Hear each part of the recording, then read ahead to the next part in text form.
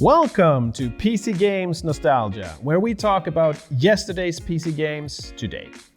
My name is Jimmy Wilhelmsson, and I will be your host for the next 20 minutes or so.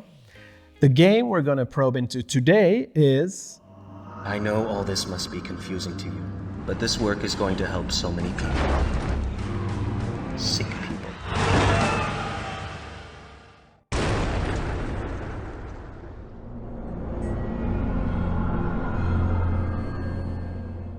Each time we bring a guest from the gaming industry to our digital studio, and today's honored guest star is Sara Ponnert from Avalanche Studios. Welcome, Sara. May I call you Sara or Sarah? Yes, Sarah or Sarah. I always get that question. Is it Sara or Sarah? Which is it? And it's Sara. I don't know. It's without the age. Is it that makes a difference? Sara. Well, I don't know. I speak Swedish Sara. also, so I have no clue. I'm gonna pronounce it Sara like I would. Yeah, that's good. That's good. You're with Avalanche Studios. Not only with, you're studio head in the local office in Malmö. Yeah, I'm the location manager. It's a very, very practical job. Not in the sense of I'm making furniture or anything for the guys who are and the girls who are making the games. Okay. But it's very hands-on. I see to that all the people are happy during the day. They can sit well, they can have their coffee, and they can do the game that we want them to do. Coffee. Everybody comes back to coffee. Coffee is a very important ingredient in making games, I've understood. Yes, very. If we're out of coffee, it's chaos. Okay. It's be like, who can fastest get some coffee to the studio? But now we have a delivery of it, very scheduled. So I hope that won't happen ever again. Is that in the job ad? You need to drink coffee, or otherwise they're not interested? Almost, yes. So what are you doing at Avalanche in your studio right now? Is that a secret, or is there anything you can tell us? Well, right now it's at the end of the development of a second extension. The date isn't out yet when it will be released, but it's not too far off. So it's quite busy times in the studio right now.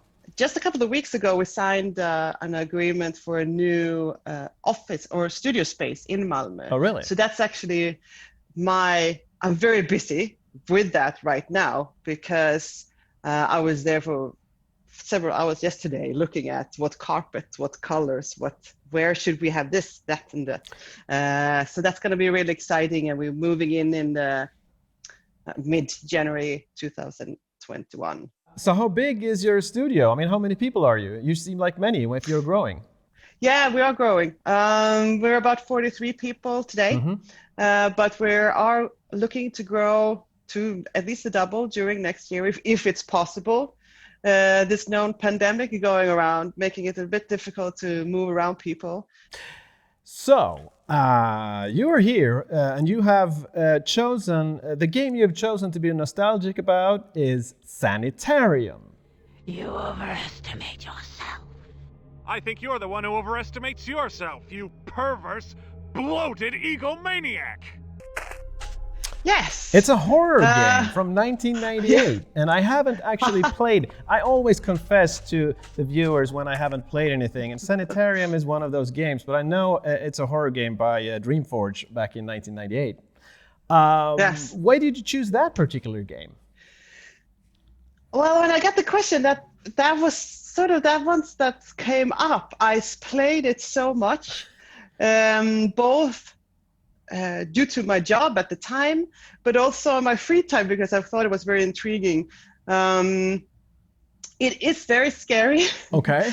It's a point-and-click adventure game, right? Yes. It's a bit confusing. You don't really know what's going on. And I think that was something that I actually found quite interesting. Okay. It's like, I wanted to find out. It's quite difficult. I know you're playing, and you're coming along, and you had to play for a really long time just to get over. It's like, Right. oh, and then you find that flute or whatever you needed to blow, and something magical happens. Like, yes, and then you moved along. The flute of whatever doesn't sound that scary. No. But I think, am I correct? The plot is that you are a guy who has discovered something, and you hurry in your car, and there's a storm or whatever, and you're in a car crash. Yeah. And you wake up Mm. somewhere in a weird place, and that's the whole plot. You don't know who you are or anything. Yeah. Am I right? And it's you wake up in a really scary place. Oh, what's happening? Some kind of hospital, a sanitarium, a place where you they try to heal you, but it's scary, like those places mostly are. Yeah, exactly. I played it to where I worked at the time. I worked with support. Okay. At this point in time, you could call me if you got stuck in a game. Or if you couldn't, install it, or you had some problems with your computer to get the game working, you called me. So you actually worked. You worked with the game at a Swedish distributor or something. Yeah, exactly. My memory sort of faints me a little bit, but we had the distribution rights for if it was Sweden or for Nordic. Okay, Scandinavia. Not Scandinavia, maybe. Okay. So we were involved quite early before it was released. Right. So we were testing it out also for like a bug fixing reasons, and like, oh, this isn't working, and try to report back. Empty. Wait a second. There are scratches all over the inside. So the sound is really good in the game. Okay. That also makes it really scary. Like in the movies, like if you turn off the sound, it's not so scary. No. So I did that not to be sitting around being scared all the time, because it was like screams and you're like, someone is losing an arm, what's going on? And so you turn down the sound so you could play, without having that distraction. And this is really cool, because am I getting you right? You were actually working at customer support where people called with a phone and asked you questions about the game. Yes. That's amazing. Yeah. And viewers maybe, why didn't they just Google? Because I can tell, Google was founded the very same year. There were search engines were not the same thing they are today. And you had that game before anybody else. So nobody had written any walkthroughs or anything. So the only thing you can do was call Sara. Yeah. I was the YouTube video. Wow, that's amazing. So I had to play and I saved at several points. So when someone called and said like, oh, I'm stuck at this point, and I'm like, okay, since I obviously wrote down things like you should do, but it's also sometimes easier to just, you play along. Yeah, flute like or I whatever. play to whatever. get over the phone. Yeah, like you did today when you play Fortnite or whatever. Yeah. So in 98, obviously there wasn't any YouTubes or anything, but I played together with them, and I had I think not that during the same time, but we had another game called Ronja Rövardotter, which is a very nice Swedish game from the Astrid Lindgren book in the beginning of the 80s. And it was and there was a slope where you skied down a slope with Ronja, which is happening in the book. And people fell and couldn't get down the slope. And you couldn't you couldn't move on in the game if you couldn't do the slope. So people called me and said, what are we going to do? And I had to listen to them play. So they say, so put on the game and we do it together. And so I had to, I learned the sound in the game when they were supposed to turn. Now, press A button. Now, exactly. It was very So fun this is times. amazing customer support. I mean, you wouldn't have any of that today. I mean, being a studio manager, you know that. I mean, having people just sitting there answering on the phone, helping people play. That's, I mean, no. Back to Sanitarium. Back to Sanitarium. Was that your first horror game? Because we haven't. I mean, we don't have horror games as a genre here that much on PCGN. Was that the first time you played a horror game?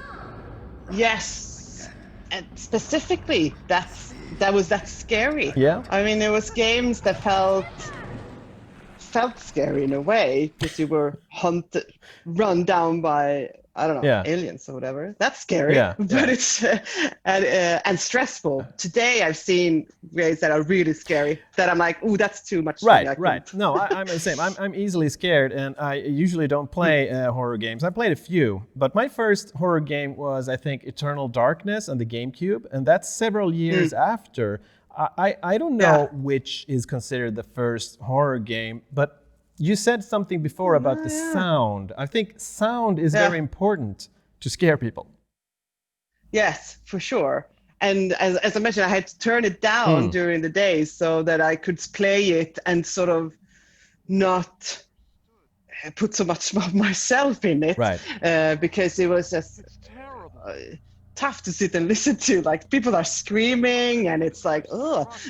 It's like, is it in the game, really? But it's... so you turn it down so you can focus on doing the puzzles or whatever, or how should I, not puzzles, but puzzles, like or turn this, do that, do blah, blah.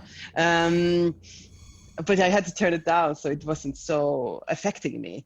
But then when I got home, I turned it on because then it was like, I want to feel it now. And turn the ambient. I mean, the turn off the lights maybe to make it more cozy and scary.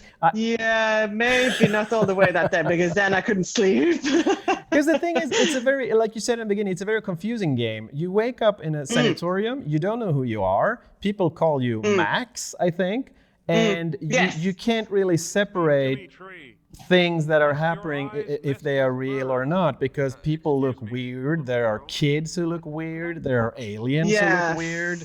How does that work with the horror, you think? How do they do it? How do they scare you, except from the sound? I think it was just that you didn't know.